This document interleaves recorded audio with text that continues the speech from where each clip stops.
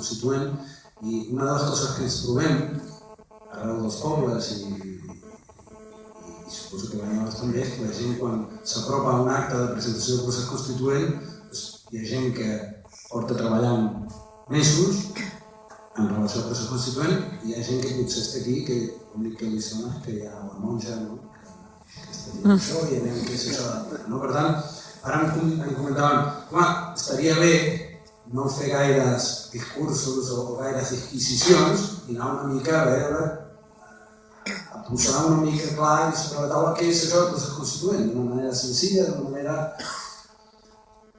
Jo ho intentaré de certa manera, però justament la natura mateixa del procés constituent fa que això no només que sigui complicat, sinó que fins i tot que no sigui desitjable el fet de dir, mira, jo vinc a explicar-vos el que és el procés constituent. És això, farem això, això altre i això altre, us voleu apuntar sí o no?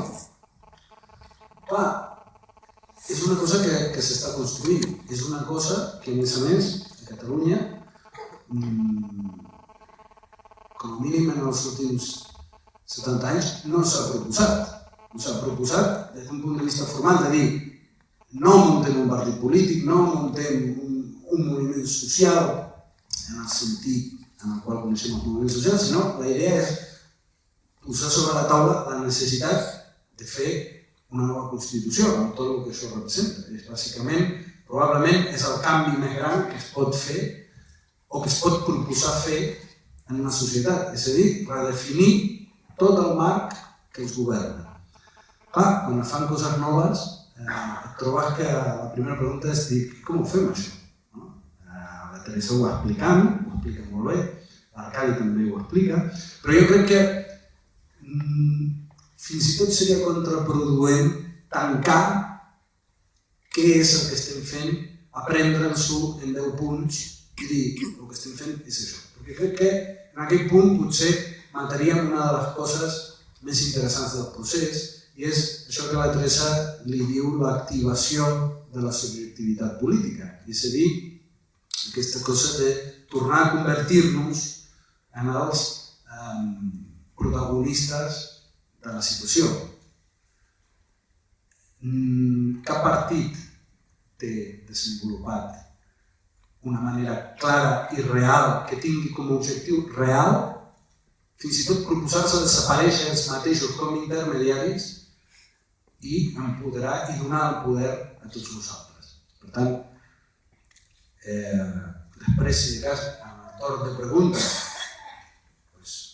depenent de les preguntes i de les diferents graus de coneixement que cadascú tingui, doncs podem aprofundir en les qüestions concretes. Però a mi m'agradaria reflexionar sobre aquest punt que té el procés constituent com a eina nova, com a eina que no vindrà ni la Teresa ni ningú a dir-nos què és. Ells ens han proposat un manifest que recull una gran part dels gravíssims problemes als que ens enfrontem. L'hem llegit, els que l'han signat, els que l'hem signat, creiem que tot això és bo.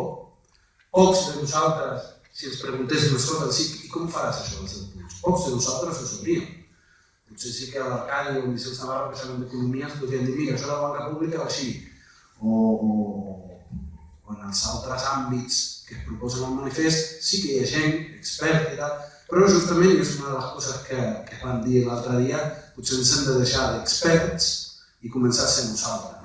Clar, jo, òbviament, si com a poble i com a assemblea a Banyoles, on sigui, ens hem de plantejar-ho de la banca pública, per descomptat que hem de recórrer a aquella gent que sap d'aquell tema. Però, bàsicament, crec que la idea seria que ells no ens venen a dir el que hem de fer, sinó que nosaltres els hem de dir escolta, nosaltres farem això, tu com ho faries? Són els nostres assessors, no són els experts, són assessors nostres. I crec que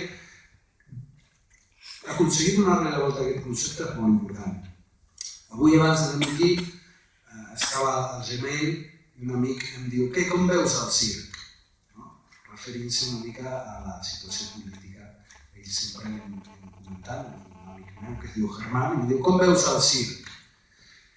Clar, hem arribat al punt que efectivament la cosa pública, la discussió pública, el futur de tots nosaltres, està en mans d'un muntatge que certament té tota la pinta de ser un circ, en el pitjor dels sentits, dels circs. Els circs podrien ser.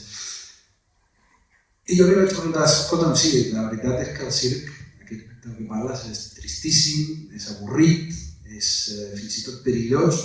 Dic, però fins a quin punt no som tots responsables de viure en aquest circ? Perquè hi hagi un circ, ha d'haver-hi públic. Si no, no hi ha circ.